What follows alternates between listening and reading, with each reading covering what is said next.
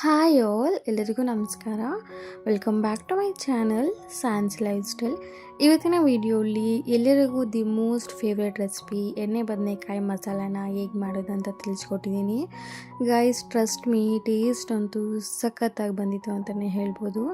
ನಾನು ಈ ಎಣ್ಣೆ ಬದನೆಕಾಯಿ ಮಸಾಲೆನ ಅಕ್ಕಿ ರೊಟ್ಟಿ ಜೊತೆ ಸರ್ವ್ ಮಾಡ್ಕೊಂಡಿದ್ದೆ. ತುಂಬಾ ಚೆನ್ನಾಗಿತ್ತು. ನೀವು ಒಮ್ಮೆ ಟ್ರೈ ಮಾಡಿ ನೋಡಿ.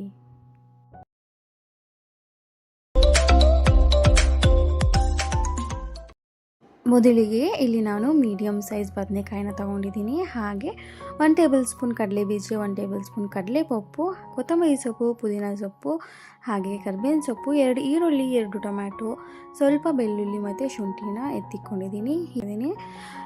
ಒಂದು ಪ್ಯಾನ್ಗೆ 2 ಟೇಬಲ್ ಸ್ಪೂನ್ ಎಣ್ಣೆನ ಹಾಕಿ ಕಡಲೆ ಬೀಜ, ಕಡಲೆಪಪ್ಪನ್ನ ಸಹ ಹಾಕಿ ಒಮ್ಮೆ 1 ಮಿನಿಟ್ ಆದರೂ ನಾವು ಇದನ್ನು ಫ್ರೈ ಮಾಡಬೇಕಾಗುತ್ತೆ. ಆದ ನಂತರ ಈಗ ನಾನು ಇದಕ್ಕೆ 2 ಈರುಳ್ಳಿನ ಸೇರಿಸಿ ಹಾಗೆ 2 ಟೊಮ್ಯಾಟೊನ ಸಹ ಸೇರಿಸ್ತಾ ಇದ್ದೀನಿ. ಹಾಗೆ ಸ್ವಲ್ಪ ಬೆಳ್ಳುಳ್ಳಿ ಮತ್ತು ಶುಂಠಿನ ಸೇರಿಸಿ ನಾವು ಅಟ್ಲೀಸ್ಟ್ 3 ನಿಮಿಷ ಆದರೂ ನಾವು ಫ್ರೈ ಮಾಡಬೇಕಾಗುತ್ತೆ. ಟೊಮ್ಯಾಟೊ, ಈರುಳ್ಳಿ ಎಲ್ಲನೂ ಚೆನ್ನಾಗಿ ಕಲರ್ ಚೇಂಜ್ ಆಗೋವರೆಗೂ ನಾವು ಹುರ್ಕೋಬೇಕು. ಇಲ್ಲಿ ನೀವು ನೋಡ್ಬೋದು, ಈಗ 3 ನಿಮಿಷ ಆದ ನಂತರ ನಾನು ನೋಡಿಸ್ತಾ ಇದ್ದೀನಿ. ಈರುಳ್ಳಿ, ಟೊಮ್ಯಾಟೊ ಎಲ್ಲ ಕಲರ್ ಚೇಂಜ್ ಆಗಿದೆ ಅಲ್ವಾ, ಸ್ವಲ್ಪ ಸಾಫ್ಟಾಗಿ ಸಹ ಬೆಂದಿದೆ. ಈಗ ನಾನು ಇದಕ್ಕೆ ಕೊತ್ತಂಬರಿ ಸೊಪ್ಪು ಮತ್ತು ಪುದೀನ ಸೊಪ್ಪನ್ನು ಸೇರಿಸ್ತಾ ಇದ್ದೀನಿ. ಗೈಸ್, ಯಾವುದೇ ಸಾಂಬಾರಿಗೆ ಈ ಥರ ನಾವು ಟೊಮ್ಯಾಟೊ, ಈರುಳ್ಳಿ ಎಲ್ಲ ಹುರ್ಕೊಂಡು ನಾವು ಮಸಾಲೆ ಪ್ರಿಪೇರ್ ಮಾಡಿಕೊಂಡ್ರೆ ಟೇಸ್ಟ್ ಸ್ವಲ್ಪ ಚೆನ್ನಾಗಿರುತ್ತೆ.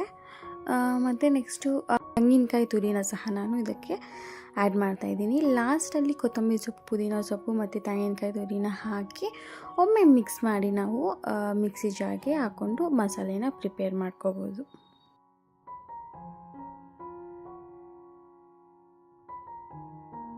ಗೈಸ್, ಮಸಾಲೆ ಎಲ್ಲ ತಣ್ಣಗಾದ ನಂತರ ಮಿಕ್ಸಿ ಜಾರ್ಗೆ ಹಾಕ್ಕೊಂಡು ನೀವು 1/2 ಗ್ಲಾಸಷ್ಟು ನೀರನ್ನು ಸಹ ಸೇರಿಸಿ 1 ಟೇಬಲ್ ಸ್ಪೂನ್ ಧನಿಯಾ ಪುಡಿ, ಹಾಗೆ 1 ಟೇಬಲ್ ಸ್ಪೂನ್ ಖಾರದ ಪುಡಿ, ಹಾಗೆ ರುಚಿಗೆ ತಕ್ಕಷ್ಟು ಉಪ್ಪನ್ನು ಸಹ ಹಾಕಿ ನಾನು ಚೆನ್ನಾಗಿ ಗ್ರೈಂಡ್ ಮಾಡ್ಕೊಂಡಿದ್ದೀನಿ. ತುಂಬ ಸಾಫ್ಟಾಗಿ ಗ್ರೈಂಡ್ ಮಾಡ್ಕೋಬೇಕಾಗತ್ತೆ. ಮಸಾಲೆ ಎಲ್ಲ ನುಣ್ಣಗಾದರೆ ತುಂಬ ರುಚಿ ಬರುತ್ತೆ. ನೀವಿಲ್ಲಿ ನೋಡ್ಬೋದು ಎಷ್ಟು ಚೆನ್ನಾಗಿ ಮಸಾಲೆ ಎಲ್ಲ ಸಾಫ್ಟಾಗಿ ಗ್ರೈಂಡ್ ಆಗಿದೆ ಅಂತ.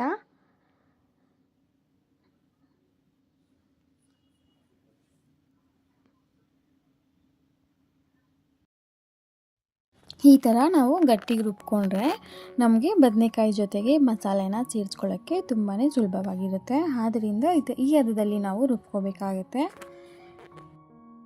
ನೆಕ್ಸ್ಟ್ ನಾನು ಬದನೆಕಾಯಿನ 4 ಭಾಗಗಳಾಗಿ ಕಟ್ ಮಾಡಿಕೊಂಡು ಮಸಾಲೆನ ಮಧ್ಯಕ್ಕೆ ಸೇರಿಸ್ಕೊತಾ ಇದ್ದೀನಿ.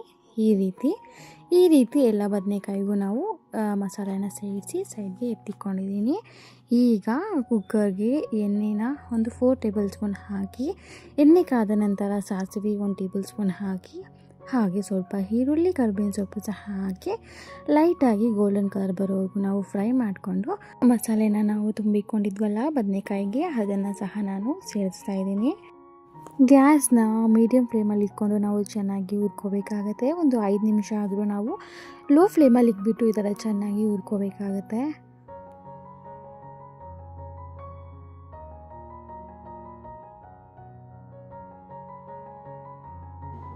5 ನಿಮಿಷ ಆದ ನಂತರ ಈಗ ನಾನು ಇದಕ್ಕೆ ಮಿಕ್ಕಿರೋ ಮಸಾಲೆನ ಸಹ ಹಾಕ್ತಿದ್ದೀನಿ. ಮಸಾಲೆನ ಹಾಕಿ ಚೆನ್ನಾಗಿ ಮಿಕ್ಸ್ ಮಾಡಿ 1 ನಿಮಿಷ 2 ನಿಮಿಷ ನಾವು ಚೆನ್ನಾಗಿ ಮಿಕ್ಸ್ ಮಾಡಿಕೊಂಡು ನೀರು ನಮಗೆ ಎಷ್ಟು ಬೇಕು ಅಷ್ಟು ಹದ ನೋಡಿಕೊಂಡು ಹಾಕ್ಕೊಂಡು ಕುಕ್ಕರ್ ಮುಚ್ಚಿದ್ರೆ ಸಾಕು.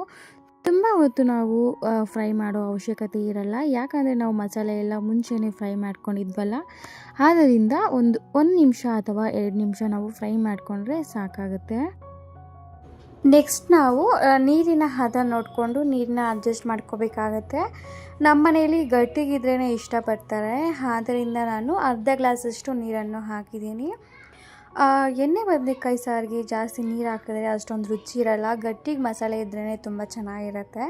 ನಮ್ಮ ಮನೆಯಲ್ಲೆಲ್ಲ ಹಾಗೆ ಇಷ್ಟಪಡ್ತಾರೆ. ಮತ್ತು ನಾನಿವತ್ತು ಎಣ್ಣೆ ಬದನೆಕಾಯಿ ಮಸಾಲೆನ ಅಕ್ಕಿ ರೊಟ್ಟಿ ಜೊತೆ ಸರ್ವ್ ಮಾಡ್ಕೋತಿದ್ದೆ, ಆದ್ದರಿಂದ ನಾನು ಅದಕ್ಕೆ ಅಡ್ಜಸ್ಟ್ ಮಾಡ್ಕೊಂಡಿದ್ದೀನಿ ಅಷ್ಟೇ. ಗೈಸ್, 1 ವಿಸಿಲ್ ನಾವು ಕೂಗಿಸ್ಬಿಟ್ಟು ಪ್ರೆಷರ್ ಎತ್ತಿದ್ರೆ ಸಾಕು. ತುಂಬ ರುಚಿಕರವಾದ, ತುಂಬ ಈಸಿಯಾಗಿ ಸಹ ನಾವು ಕುಕ್ಕರಲ್ಲಿ ಮಾಡ್ಕೋಬೋದು. ಇದನ್ನು ನೀವು ಚಪಾತಿ ಜೊತೆ, ಅಕ್ಕಿ ರೊಟ್ಟಿ ಜೊತೆ, ಇಲ್ವಾ kushka rice, ghee rice, plain rice ಆ ಥರ ಜೊತೆ ಎಲ್ಲ ಸರ್ವ್ ಮಾಡಿಕೊಂಡ್ರೆ ತುಂಬಾ ಚೆನ್ನಾಗಿರುತ್ತೆ. ಈ ವಿಡಿಯೋ ನಿಮಗೇನಾದರೂ ಸ್ವಲ್ಪನಾದರೂ ಇಷ್ಟ ಆದರೆ, ಸ್ವಲ್ಪನಾದರೂ ಯೂಸ್ಫುಲ್ ಅನಿಸಿದರೆ ಪ್ಲೀಸ್ ಒಂದು ಲೈಕ್ ಕೊಟ್ಟು ಸಪೋರ್ಟ್ ಮಾಡಿ, ಹಾಗೆ ಸಬ್ಸ್ಕ್ರೈಬ್ ಮಾಡ್ಕೊಳ್ಳಿ ಅಂತ ಹೇಳ್ತಾ ಮುಂದಿನ ವಿಡಿಯೋಲಿ ಸಿಗೋಣ. Thank you so much guys for watching the full video with lots of love. Bye bye.